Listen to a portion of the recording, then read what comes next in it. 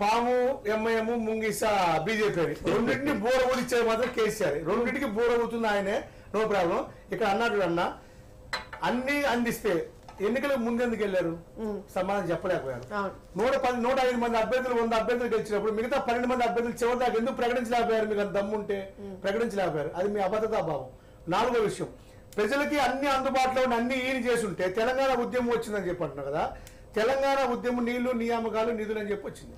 కానీ ఈ రోజు రాష్ట్రంలో 10 సంవత్సరాలు కాంగ్రెస్ పరిపాలించినప్పుడు కూడా ఈ రోడ్లు కానీ బిల్డింగ్లు కానీ డిస్ట్రిక్ట్స్ లో అన్ని కాంగ్రెస్ పట్టి కట్టిన తప్ప వీళ్ళు కట్టిన కాదు. వీళ్ళు కేవలం కాళేశ్వరం ప్రాజెక్ట్ ఒకటి పట్టుకున్నారు, దాన్ని హైప్ చేశారు. 50,000 కోట్లు నిధులు గోల్మాల్ తప్ప వేరే ఏం చేయాలి. వాళ్ళు చేసింది 3 పథకాలు. ఆ 3 పథకాలు ప్రజలు అందుబాటులో రాలి. ఇంకా చంద్రబాబు గురించి మాట్లాడుతున్నారు మేడం. చంద్రబాబు గారు ఈ రోజు రాష్ట్రంలో చంద్రబాబు గారు దేశంలోనే అనేక ఫ్రంట్లకు సారథ్యం వహించిన వ్యక్తి చంద్రబాబు గారు. ఈ రోజు మోడీ చేసే నిరంకుశత పరిపాలన అక్కడ. ఇప్పుడు ఈయన అన్నా కదా, ఈయన మాట్లాడుతున్నాడు, ఆయన వచ్చి హోమ్ మినిస్టర్ తీసుకుంటాడు, ఈయన వచ్చి అది తీసుకుంటాడు. ఏం మాట్లాడుతున్నాడు? చదువుకున్నా అని చెప్తున్నావు. ఇప్పుడు ఆ బ్రదర్ చెప్పేదాకా ఒక్క ఫైనల్ మేడం, బ్రదర్ చెప్పాడు ఫైనల్ గా చర్చ అనేది ఎప్పుడు జరుగుతుంది తెలుసా? గత విషయాలు ఈ విషయాలు బేరీ చేసుకుని పార్టీ మనం చెప్పే విధానం మన ప్రజలు చేయాలని. జాతీయ పార్టీ నాయకుడు అయ్యండి రాజ్యాంగాన్ని గౌరవించకుండా వాళ్ళు వచ్చి నీళ్లు నియమం ఎందుకు ఆపుతారండి? పల్లెక చంద్రబాబు ఎందుకు ఆపుతారు? మన రాష్ట్రం లేదా? మనకు రాజ్యాంగం లేదా? అన్ని రాష్ట్రాలు పై రాష్ట్రాలు అంతే ఆపుతున్నారా? అన్ని మీ దేశంలో పరిపాలిస్తారు అంతే చేస్తారు మీ మోడీ అంటే అదే పద్ధతి మాట్లాడే పద్ధతి ఎలా ఉంది మేడం? అలా వద్దా? పక్క పై నుంచి వచ్చే నీళ్లు వాళ్ళు ఎట్ట ఆపుతారండి? అది మనకు ట్రిబ్యునల్స్ ఉన్నాయి, వాటర్ ఉంది, సిస్టమ్ ఉంది, అదంతా కాన్స్టిట్యూషన్ ఉంది, రాజ్యాంగం. ఆ రాజ్యాంగం ప్రకారం పోవాల్సింది ఎవరైనా సరే. ఒకటి మేడం, ఎన్ని చెప్పినా ఈ రోజు రాష్ట్రంలో ఇలా నిరంకుశ పరిపాలనకి ఏ కార్యక్రమాలు కూడా వాళ్ళు చెప్పిన ప్రకటించిన మేనిఫెస్టో అమలు చేయలేదు. కేవలం ఒక కుటుంబ పరిపాలన. వాళ్ళ 9 ఉద్యోగాలు వచ్చి వాళ్ళు 9 సంపాదించినారు, వాళ్ళు 9 బాగుపడ్డారు. ఈ నిన్ను చెప్తారు వాళ్ళకి టైం ఇచ్చారు. మంత్రులకు ఎమ్మెల్యేలకు ఎవరు టైం ఇవ్వలేదు.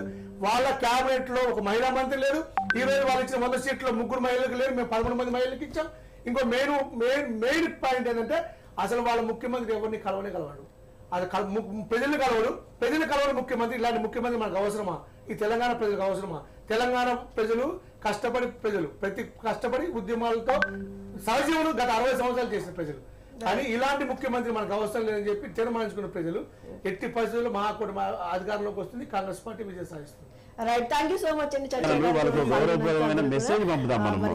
మీరు నేను మాట్లాడేది తప్పులు ఒప్పులు లిస్ట్ రాసుకుని తర్వాత ప్రచారాలు కూడా ఊపందుకున్నాయి. కాంగ్రెస్ పార్టీ 23 నుంచి సోనియా గాంధీని తీసుకొచ్చి ఇక్కడ భారీ బహిరంగ సభ నిర్వహిస్తున్నారు. అలాగే బీజేపీ కూడా అమిత్ షా మోడీలతో భారీ బహిరంగ సభలు నిర్వహిస్తామని కూడా చెప్తున్నారు. కేసీఆర్ కూడా యజ్ఞ యాగాదులతో అలాగే సభలతో ప్రచారం అయితే అన్ని పార్టీలు కూడా జోరుగా సాగిస్తున్నాయి. మరి ఇది ఈనాటి చర్చా కార్యక్రమం. చూస్తుండండి 8 న్యూస్ రిపబ్లిక్.